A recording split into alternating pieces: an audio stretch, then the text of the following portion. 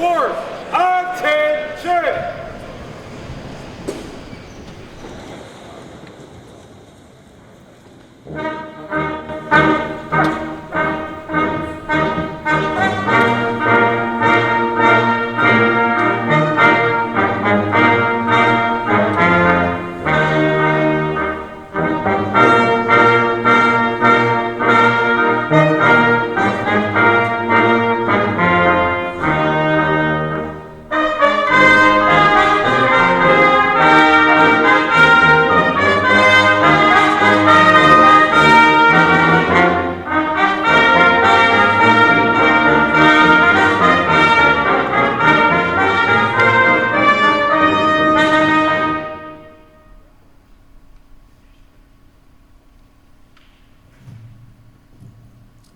Ladies and gentlemen, please remain standing for the national anthem.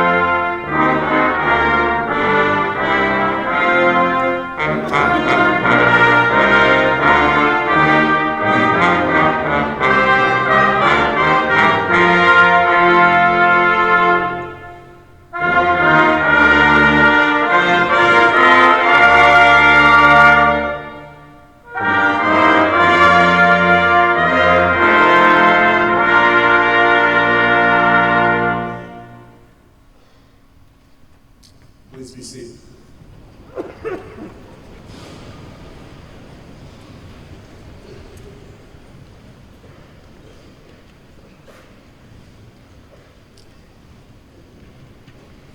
Welcome to the Virginia Military Institute and the Leadership and Ethics Conference. For 13 years, this annual conference has been the hallmark of VMI's Center for Leadership and Ethics. The conferences attract not only VMI cadets, faculty, and staff, but leaders from many colleges across the nation, those in public and private sector, and members of the armed forces.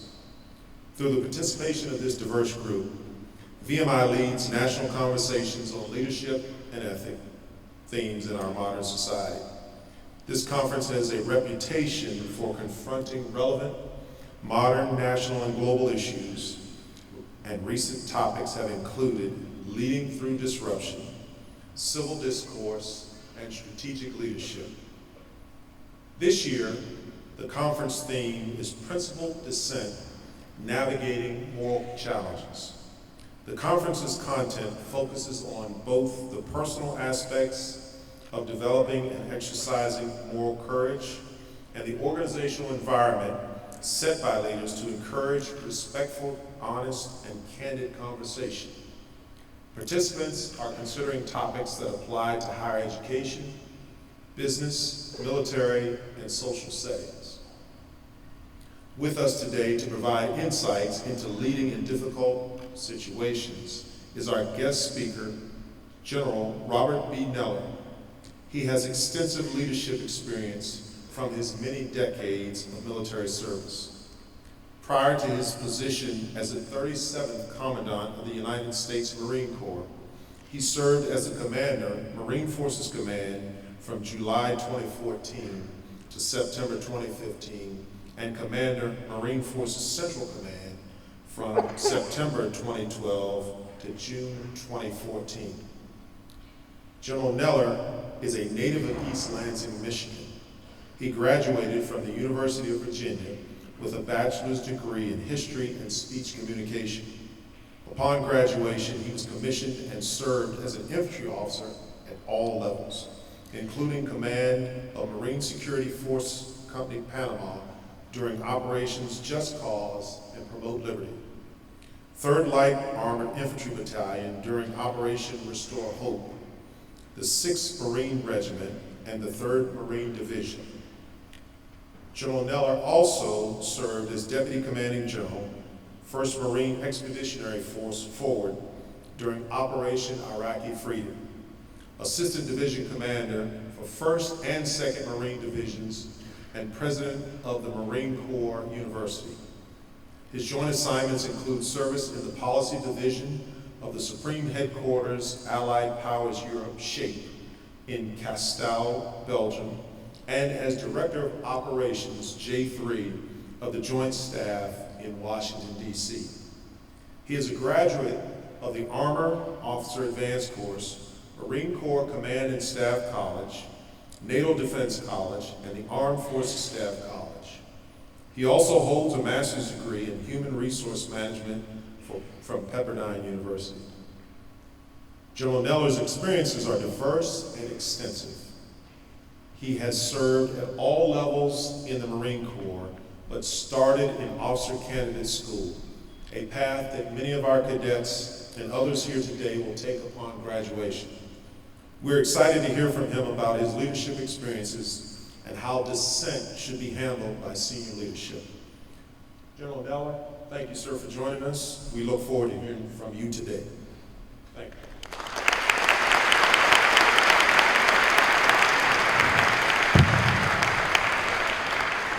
So I gave a speech once, and a very famous writer, Marine, grabbed me afterwards and said, "That was terrible. You stunk." And that was the last time I used the script. So from day one, just like General Wins and all the other senior officers out here or senior listeners, you're used to standing in front of formation and talking to people. So if I can't do that now. I mean, 44 years as a Marine has probably been wasted. So I talked to some of your fellow cadets, and for the audience down front, that's my audience, the cadets and people here at the conference. I said, "What do you want me to talk about?" And Mr. Azzarella said, "Do something crazy. Everybody we have is boring." And then I asked another cadet, "Well, what can you tell me about the talks you did?" He said, "Well, they weren't very memorable." So I'm going to try really hard to be memorable. But the honest to goodness truth is, I'm not going to tell you anything you haven't heard before. Nothing I'm going to say at the Virginia Military Institute is nothing that the Commandant, the Superintendent, your instructors, the cadre haven't already told you. It's just hard. It's just hard to do. I mean, there's no secret here. There's no rocket science about being an effective leader. I will tell you that you will not be the same leader you are today. Hopefully, in 30 years, you'll grow, you'll change, you'll learn, you'll become educated, you'll meet different people, your experiences will change. So let's take a minute now. Let's focus for a second. So you've been exposed to leadership your entire life.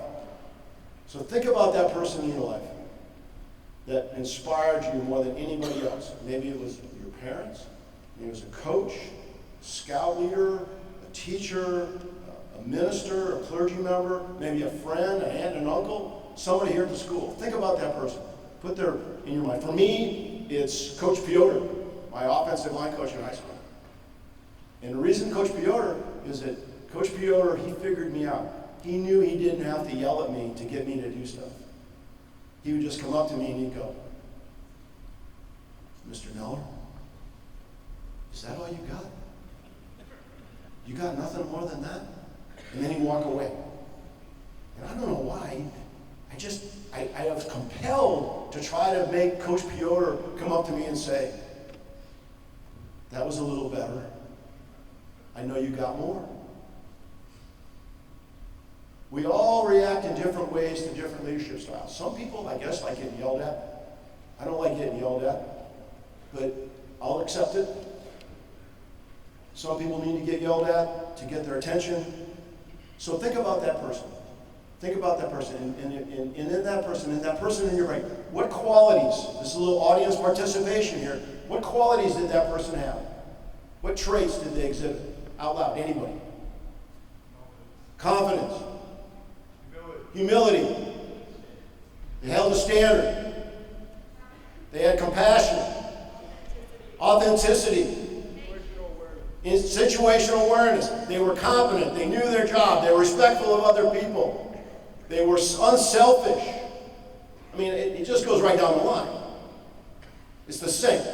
And then think about the worst leader you've ever met. And they were selfish. They didn't know their job. They didn't care about you. They weren't compassionate. They were rude. They were not respectful. They were lazy. Okay? So the moral of the story is, don't be like that second person. You know the path. The path is right there. It's as simple as that commercial for that financial institution, that green line. It's right there. Be a good person, work hard, respect others, study, seek improvement, be a good teammate. It's not that hard to see it. But it's hard to do every day because there's distractions. You get tired. There's other things in your life. You get busy. People annoy you. You know, you see rules that are broken, and you get tired of correcting them. But there's a path. So I'm going to talk about a couple things, then I will go into principle dissent, and I hope we have some time for some questions, because I'm conscious of the time, because I want to keep you on time, because I know time, like your reputation, once you lose it, you can't get it back. Okay, we'll talk about reputation later.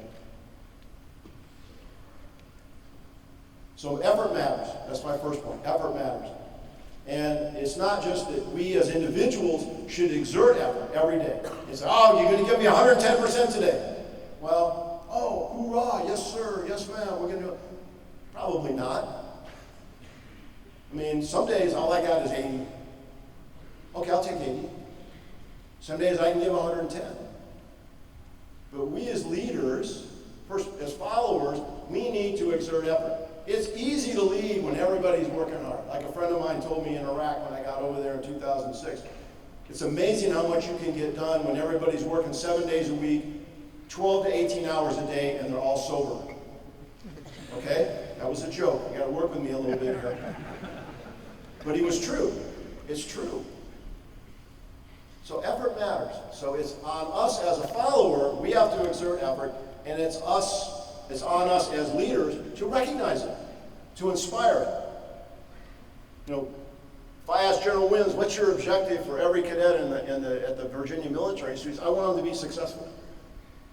My objective when I was a commandant or as a Marine officer, your objective as a leader, whether you're in the military, and I know many of you are going to go on to life in the civilian world, your task is to make everybody in your organization successful. Because if everybody's successful, what do you have to do? Nothing. Just don't be stupid. Okay? Just do your job. If everybody is working hard and they're successful, and you know, because every one of you have a definition of success. I don't know what it is. Maybe it's just to graduate and leave this place. Maybe it's to get a commission or something. Maybe it's to go to grad school. Maybe it's to have a family. Maybe it's, I don't know. But that's on you, but it's on the leadership here to help you achieve that goal. So I'm going to tell you a story about effort. So I was on the recruit depot as a first lieutenant in 77 through 80. And I was a series officer. And quite frankly, the Marine Corps at that time, and there's some people here remember that, we weren't very good. I mean, a number of the Marines that were there then, the recruiters wouldn't even let them in the door today.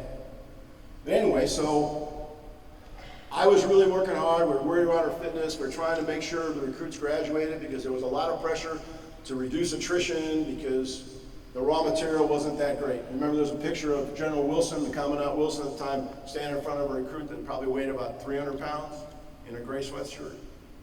It's in there. If you Google it, you can see it. Anyway, so a lot of the recruits, they come in, they take an inventory strength test. They couldn't pass it. mostly because he couldn't do a pull-up, and they sent him to what's called physical conditioning platoon. So a friend of mine named Mike Warren was running PCP, and he knew that I was really focused on training recruits and doing the physical fitness part, and he calls me up and he goes, hey, I got this recruit.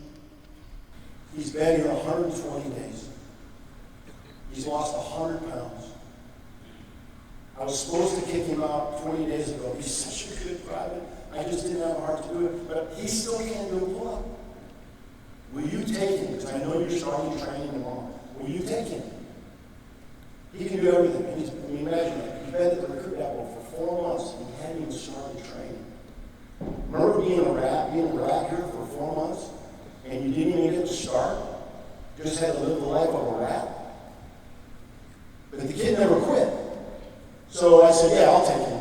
So he shows up. Imagine how happy he is. He's finally going to start training after 4 months. And he shows up. He's a tall, skinny kid, and he's all excited. And he checks in, and I look at him. I said, Private, you're going to do a pull-up. Sir, yes, sir. I said, no, sit. I said, Private's going to do a pull-up. Sir, the private's going to do a pull-up. I said, okay, here's all the stuff you're going to do. Now, I can't tell you to do this. This is all illegal. It's a violation of the recruit SOP, but these are the exercises you're going to do every night. Because I was Lieutenant Neller, and I was the greatest trainer in the world, and nobody could tell me how to do anything. And I didn't get caught. So anyway, so we're going through training, and he knows the drill. He knows the morning routine. He's been there. He can run. He can do crunches. And anyway, so he's close. I'm watching him at PT. I'm watching him. He's close. He's kind of tall and skinny, got long arms. Not a real good pull-up buddy. And he's close. He's close, getting close. So we go out for the first phase of the PFT before we go to the rifle range. And so he's moving up in the line, and all the privates say, you can feel it. He's getting up there. And everybody, pretty soon, there's 300 privates there. And all, even the drill instructors, as heartless as they can be, they were pulling for this kid. And the kid, he gets up on the bar, begin.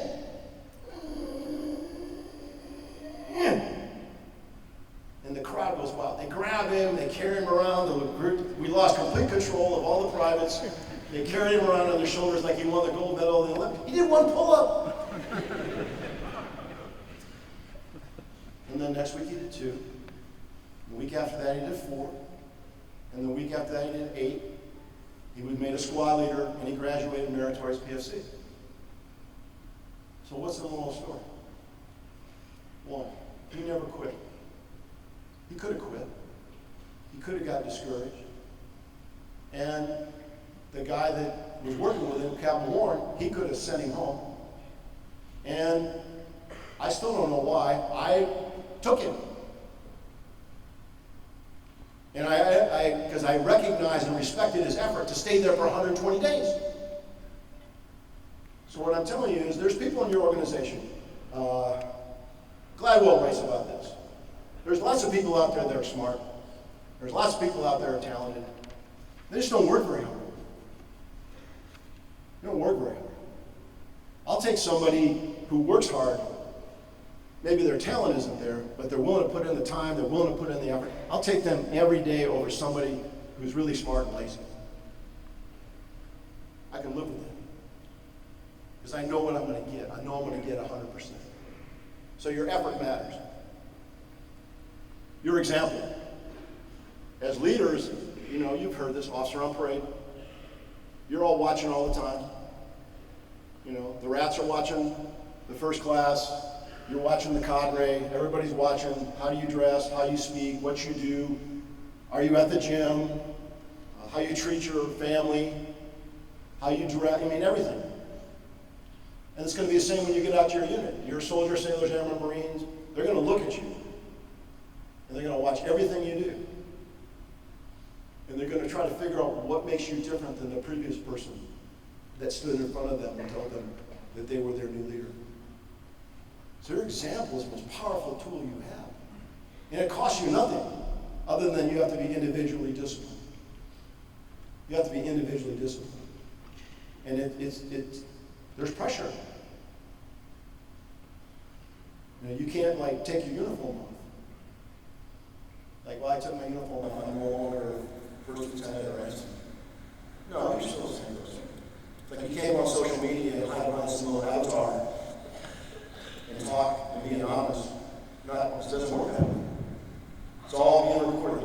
Those fingerprints are there for the rest of your recorded life. So your example is the most powerful tool you have and the easiest thing you have to inspire those around you to do the best that they can possibly do. That's all part of your character. Your character is what makes up your essence. And your character has been developed for years by your family, by your schoolmates, by your teachers, by your friends. You know, we don't get to pick our parents. Most of you are probably pretty lucky. My experience in commissioning academies and service schools and military schools is when you commission the great majority of you, not everybody, and there's nothing wrong with this, but not most of you are going to have a mom and a dad show up. Not everybody has that opportunity. But you do get to pick your friends and who you might marry. So choose well. So choose well, because that's all part of your support network and who's going to help you, and all part of the character that you have as an individual as you go on to be a leader.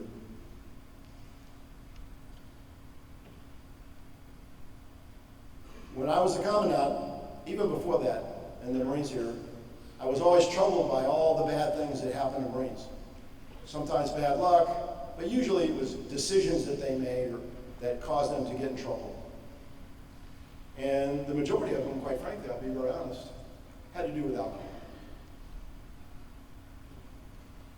You know, you sit there and talk to Marines, well, tell me again why you got in trouble or why you did A, Z, A, B, or C, and they go, well, we were drinking tequila. And then it all kind of goes downhill from there. But, you know, you're grown men and women. I'm not here to give you an anti-alcohol class. You're grown men and women. If you're of legal age and you want to consume alcohol, okay, that's fine. But let me tell you a story, because it goes back to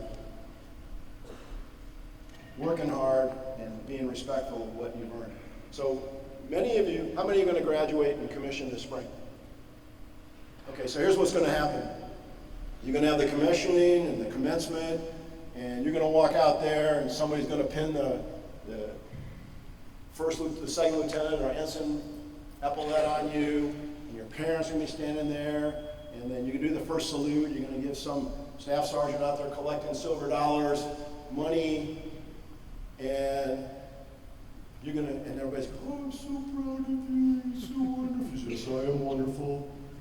I made it through, I'm a commissioned officer, fill in the blank. And you think about how hard you worked for it. Think about how much effort that took. Think about all the discipline. Think about all the stuff you've gone through here to get to that point in your life. And then as your life goes on, there'll be more and more and more steps like that where you'll achieve, whether in military or civilian, well, it doesn't really matter. Why would you ever want to put that at risk? Why would you ever want to put that at risk? So I'm in Belgium. You heard the superintendent. I was stationed in Belgium. I was lieutenant colonel. I was selected for colonel. I was screened. I was going to be a regimental commander at Camp Lejeune, and my wife and I were going to a Christmas party.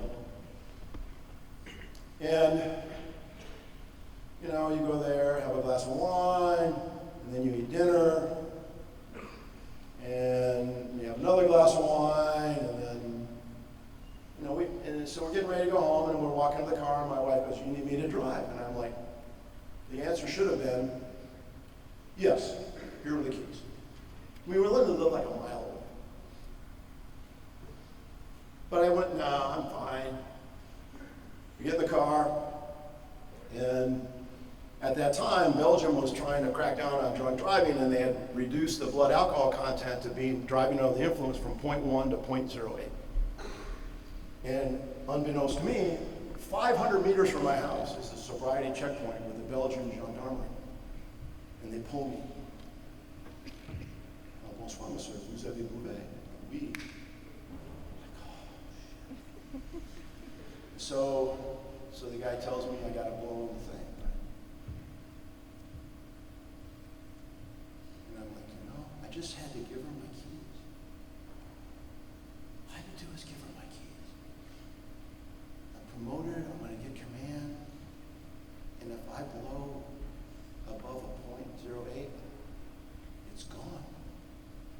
because I was so stupid, so arrogant, so selfish.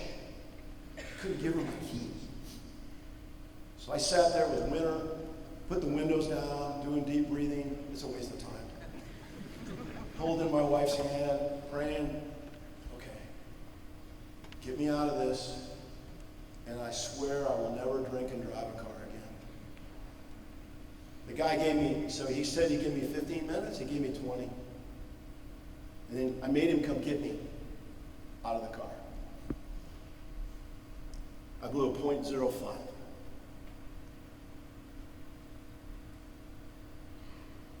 Thank you, you may go. Don't do that. Protect what you earned. Don't compromise yourself. Don't be foolish. And if you're with somebody and you know they're in a position where they're compromised and you're their friend, take their keys. Or if you got to get in a fight with them, I don't really care. So most of you, not a problem. But I will tell you that it is a problem. It's not a problem here, it's a problem everywhere. It's a problem in our society. I used to tell the Marines, the thing that keeps the Marine Corps from being a good organization and becoming a great organization is we drink too much. We drink too much. You can drink, just can't be a drunk. Can't be a drunk. And they hated that. But they knew it was true. Truth to power. Speak what you have to say. Let's talk about dissent now. It's one more story. So, as a leader, you've got to figure out a way to get buy-in. And this leads into dissent a little bit, but you've got to get buy-in. And you can get buy-in by your personal example, how you behave, how you conduct yourself, how you talk to people, how you speak. And one thing, we've done in the Marine Corps, particularly in the field, and others serve, I'm assuming the Army does this, the Navy, Air Force, a little bit different. But when I took over a rifle company in the early 80s, there were a lot of problems with that company, and I was trying to make the Marines understand that they were more important than anything else.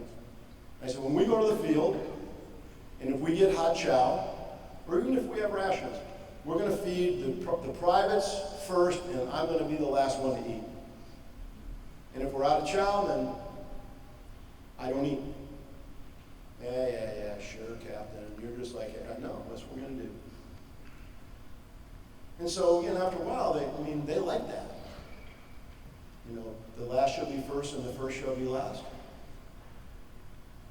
And so we're at Bridgeport, and we've done this really hard 4-day infiltration up a ridge, through the mountains, through the snow, and we got to the rally point, and the sun came out, and we were all together again, and everybody's hungry, and the truck shows up with the hot chow. Smell it, it's hot chow. So I got all the officers and staff NCOs together, and I said, okay, get the chow line ready, we're going to serve the Marines. Line everybody up, privates through, and then we'll serve, and then when we're done, you and we'll all eat. So everybody turns to, and one of the lieutenants gets up on the truck, and they're unloading the truck, and then there's always one in every company. Ours name was Bertrand. That's Will Bertrand. He's from Louisiana. He's just a giant pain in the ass, constantly complaining. He comes running up, he goes, Sir, I just saw Lieutenant Jones on the truck, and he ate a piece of cake, sir. And you said officers are going to eat last, sir. What are you going to do, sir? I said, okay, Bertrand, go away. So I got the attention of the officer, who was a very upright, honorable, Christian-fearing guy, never a profane word, incredible athlete. And I brought him up. I said, did you see the piece of cake? His head goes down. Sure I did. I'm so sorry. I was so hungry and it smelled so good. I said, don't ever do that again. He never recovered, because he was always the guy that ate the cake. Don't eat the cake. When you're a leader, you have opportunities to get privilege and advantage. My advice to you is don't take them. Don't take them. Or be very careful. Because at the end, it's not about you or me. It's about the unit, it's about the team. So don't eat the cake. That's a metaphor. Don't eat the cake. If the deal is too good to be true, somebody wants to give you something and they want to give you a gift, it's too good to be true. You probably can't take it legally, and if it's legal to take, you probably don't want it. So don't do it. Don't do it. All right, so let's talk about dissent for a minute. I think there is a misnomer that there is no dissent in the military, that everybody is an automaton or a robot. We do exactly what we're told. And the general knows this. I mean, all the staff, they know this. It's not true. I mean, every time I've ever issued an order, I tried to convince everybody or collaborate with everybody, and we all kind of come together and like, okay, this is how we're going to do this. If we got time. Sometimes you don't have time. But if you've got time, normally, I mean, it's part of doctrine, is you have a group of people whose job is to do nothing except tell you why your plan is a bad thing. It's called a red team. And they're supposed to tell you all the bad stuff about your plan. And that's why if you have time, you do a rehearsal. And the rehearsals usually show where the plan is weak. And then if you got time, you go back and fix it. Now, my experience is, because of time, the beginning of every plan is usually pretty good, and as time goes on, the plan gets worse because you didn't have time. Well, you remember, you all heard this. This is the death sound. Well, we'll figure that out when we get there. All right, you're doomed. So right off the bat, I will tell you, there is always going to be a discussion. There is always going to be some dissent. And we've talked about the courageous follower. It's hard to be a good follower. Now, General Krulak, Victor Krulak, he wrote an article about that in the 1986 Gazette. It's called Principled Dissent. And I know it's going to be put in the resources that came out of this conference, but you need to read that.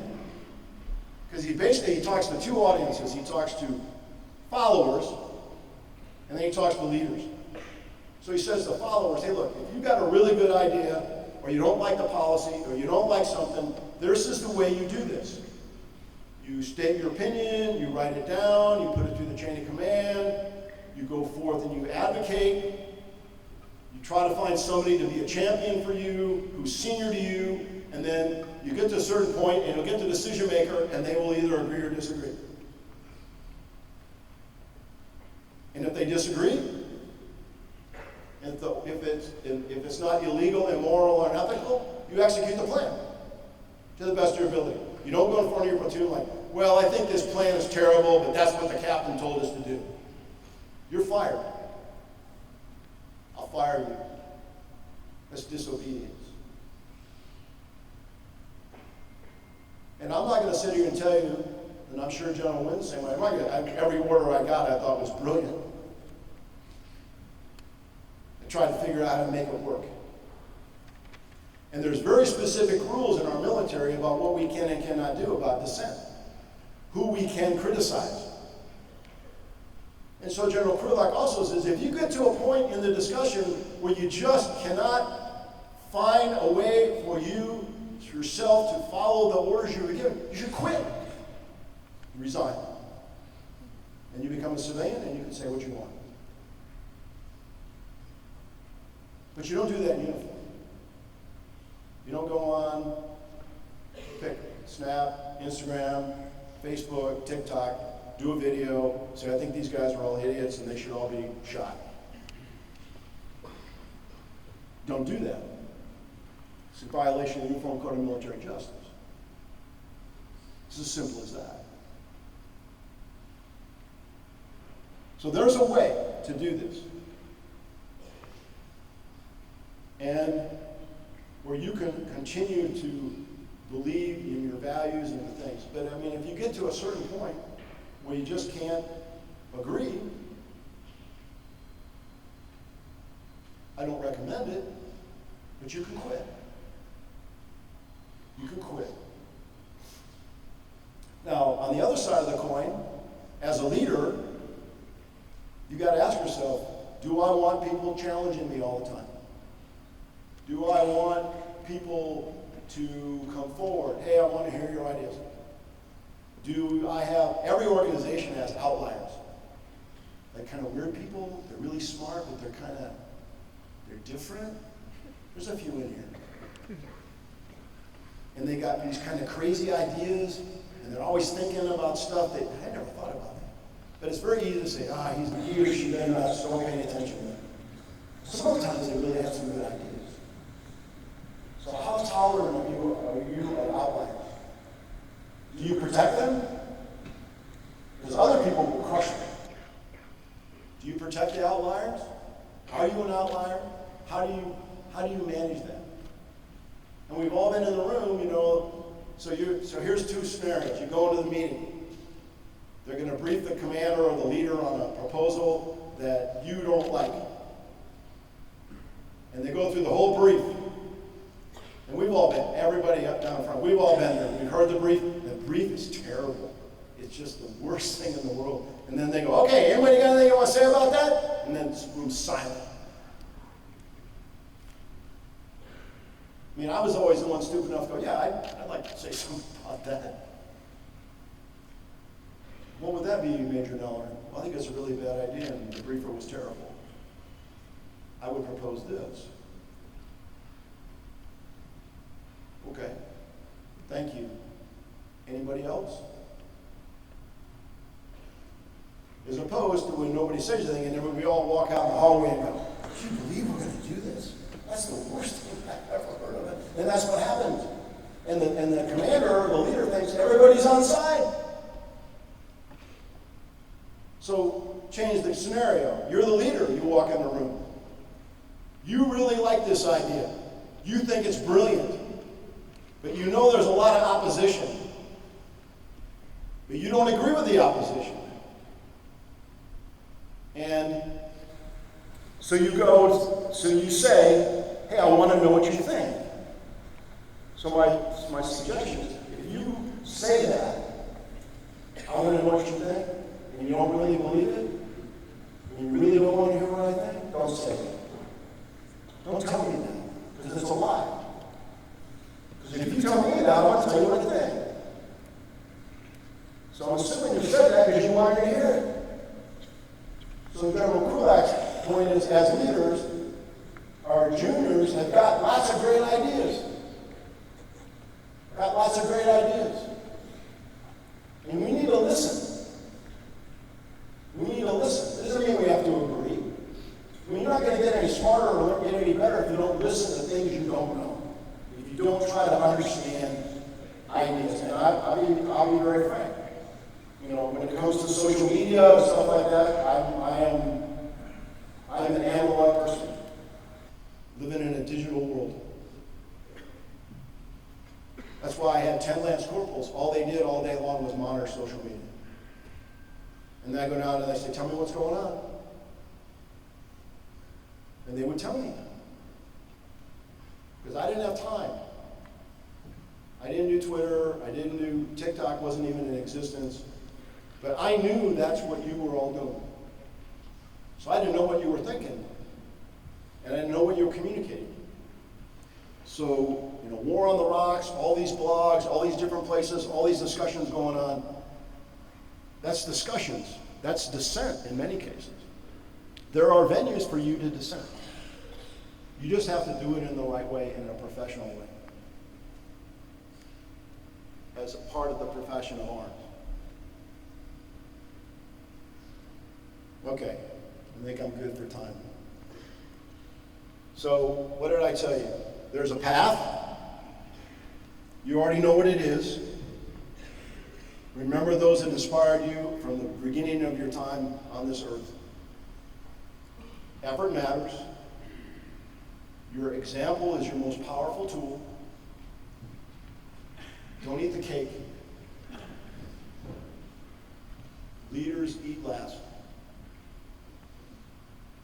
And if you want to hear what other people have to say, tell them. And then make them believe it. Make them believe it. Who's got something for me so I can learn something today? Yes, ma'am. Go ahead, I'll repeat your question. Sir, my name is Irene Thornton from Christopher Newport University. So, unlike most of the students in this room, I am not coming from a military background, and the rest of my life will not be involved in the military. However, I'm really curious. At the beginning of your talk, you mentioned being the leader that you want to emulate, having that person that all of us can sort of look up to. But I'm curious, when dissenting, there's going to be a difference in the leader that you have to be versus the leader you want to be, whether you're in a formal leadership position or an informal leadership position. So I'm curious, how do you differentiate and how do you work around being the leader you want to be versus being the leader that you have to be? I don't know if I can distinguish between being the leader I want to be and the leader I have to be. I mean, I don't like disciplining people, but I have to hold people accountable. The first person I hold accountable is me, which is why the power of your example is so important. You can't be compromised. Probably isn't a week goes by where you read about somebody in government or in business or public life where they do something that you and I would find unacceptable, and they lose their job. Okay. So I never felt like I had to do something. I'd have to think about that. I'm sure there was, but it doesn't mean I didn't have to do things I didn't want to do. I found that they were unfortunate, but when you got to relieve somebody, I relieved 2 generals when I was commandant. Because they got in front of a group of people and they said things that were inappropriate. And when I asked them, did you say that? They said yes. I said, okay, you're relieved. Then they were my friends. But that was my job. So I didn't want to do that, but I had to do that. So leaders, there's tough calls. And it's just like with your friends. I had a really good friend. He was a drunk. I didn't realize it. I thought he had a gambling problem. He was a drunk, and I facilitated him. I facilitated him because I covered for him. He called me up and go, hey, I'm going to be late. Cover for me so the captain doesn't know I'm not there. And I did that. And eventually he got kicked out of the Marine Corps because he was an alcoholic. And I still, to this day, he's still alive, thank goodness. I don't know why I was so foolish to not grab him and say, hey, you got a problem, I got to get you to the hospital. That was probably a time when I wasn't the leader I should have been. I couldn't lead my friend. I failed. And it turned out all right, but it bothered me for years and years and years and years. So, that's my response. Anybody else? Yes, sir. I'm Jack Roberts. I'm my cadet. I'm wondering, it's a very generic question, but you've got it tons of times in your career. Initially, who was that person that you looked up to that really set you on that path? Because, you've done a lot, had a lot of accomplishments. There had to be some jump start. So who was it at the very beginning? So I was a terrible lieutenant. I was horrible because I questioned everything. My first company commander called me the president of the I Don't See Why Club when he was yelling at me and making me stand at attention. And fortunately, I had a platoon sergeant and a company gunnery sergeant, Joe Hoole and Jim Jones, both Vietnam guys, and they were grabbing me. Sir, why do you keep questioning the captain? He just keeps pounding you into the ground like a tent peg. Well, he's wrong. I said, sir, it's not that big a deal. We need you. And I got to get to the point where I realized I could just kind of go out there and howl in the wilderness, or I could take and try to light a light and try to, not that I was any God's gift or anything, try to fix the stuff that I could fix. And then as I went along, I was very fortunate. I served with good officers. I served with really good staff non-commissioned officers. Because they were more, as I got older, they were more my age, and they would come in and they close the door and they go, "Do you know what you just said?" I'm like, "No. You said this." I said that. She says, "Yeah, that was really stupid." "Okay, how do I fix it?" "Well, I tried already, but you're going to have to do some more work." "Okay." So you got to have somebody, maybe it's your spouse, maybe it's a friend, somebody, I call it, has a red card, come up to you and go, "Hey, Roberts, you're really kicking it in the stands. You need to fix this. Or you know what you just said? Or that thing you just did out there, that was wrong. You need to go apologize. If you can, if the apology will be accepted." Because we all make mistakes. So I don't think it was any one person. I was just fortunate. And like I said, sometimes I work for people. I didn't really have anybody that was bad. There's some people that weren't that good. There were a couple of evil people out there. And then you learn from that too. So you're always trying to get yourself better. You're trying to make yourself better. You're trying to build your person. Because you're not going to be the same person today in 20 years. I don't think. Because you're going to learn and grow. Anybody else? Yes, sir. Good morning, sir. Cadet Rich from Congress, North Carolina. So many of us at VMI have an instructor, and he described being a platoon sergeant as, "I'm a platoon sergeant in the United States Army. It's my job to be here for you at 3 a.m. And I was just wondering, do you have a similar kind of laconic summary of what a PL, for a PL?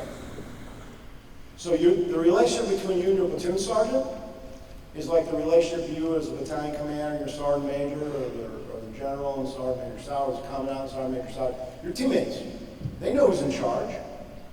They know who's in charge. And you should listen to them, but at the end of the day, you're going to make a decision, right? You're going to make a decision. So you sleep with them, and you listen to them, they give you advice, and if they're really good, they're 100% behind you. So talking to the soldiers or the Marines or the sailors or the airmen. And you know, if he wants to get there at 3 o'clock in the morning, like, okay, knock yourself out. I'm not going to be there at 3 o'clock. I mean, I'll get there when I need. I'll get there when I need to get there, and I'll go home when I need to go home. Right? If you get there, or if you're the commander and you get there early, everybody else is going to get there early. When you're a staff officer, nobody cares.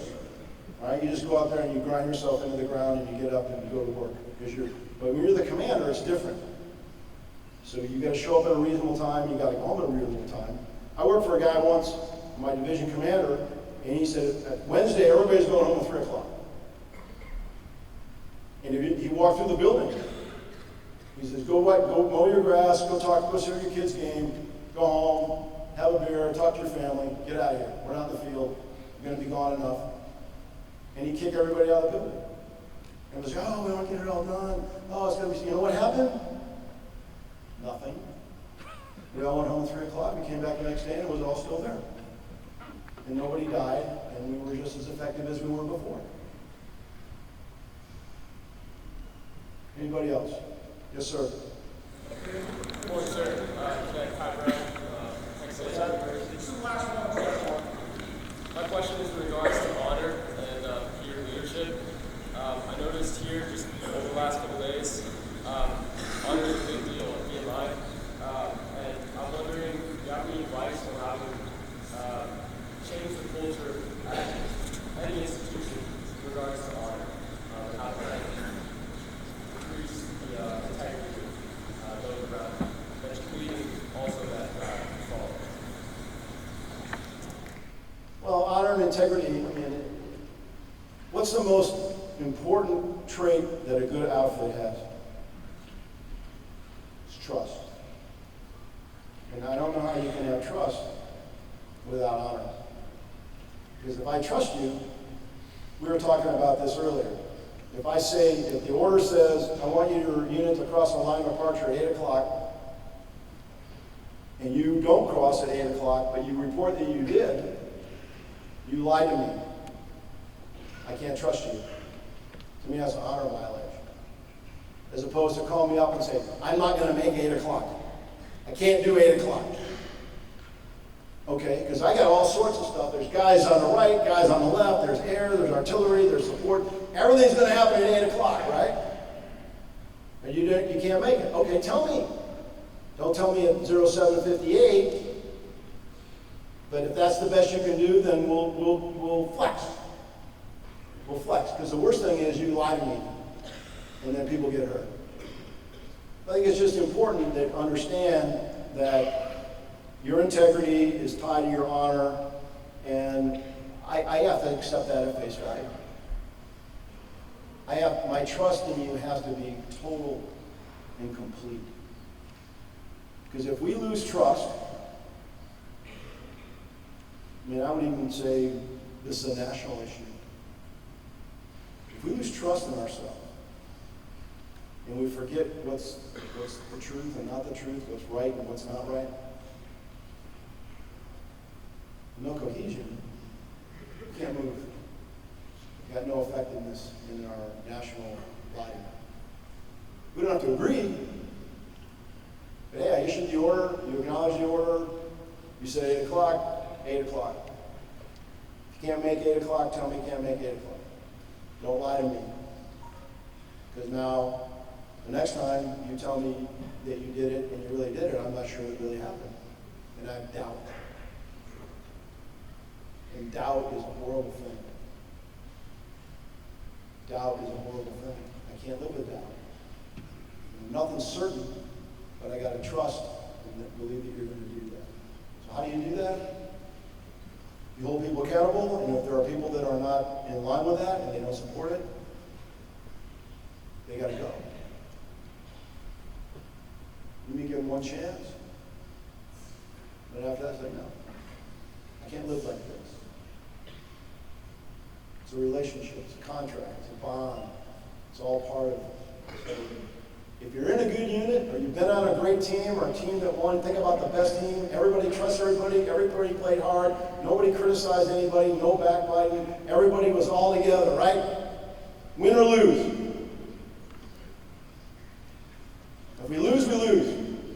We just can't get beat. Beat means we quit. All right, Colonel Looney's giving me the hook. So, gentlemen, thank you so much for the opportunity to be with you. I hope you guys have a great holiday season. Remember, next week, Marine Corps birthday, hoorah! And Veterans Day. And best to you. And thank you for doing hard stuff like going to this school and the schools you go to. I'm very proud to be with you today.